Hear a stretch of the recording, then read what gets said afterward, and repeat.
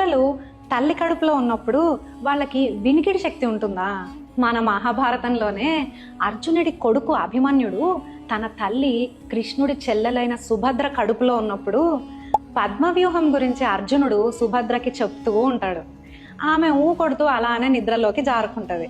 కానీ కడుపులో అభిమన్యుడు వింటూనే ఉంటాడు శ్రద్ధగా. పద్మవ్యూహంలోకి వెళ్ళే మార్గం వరకు చెప్పాక బయటికి ఎలా రావాలో చెప్పేలోపు కృష్ణుడు ఇంటరప్ట్ చేశాడట.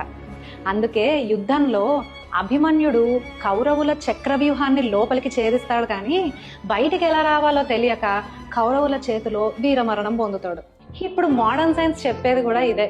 5వ నెల నిండేలోగా కడుపులో బిడ్డకి వినికిడి శక్తి ఉంటుంది అని. ఈ కథ నీతేంది? కడుపులో ఉన్న తల్లులు మంచిదే వినాలి, మంచిదే చూడాలి, మంచిగా తినాలి, మంచిగా ఉండాలి. Because kids grow before they are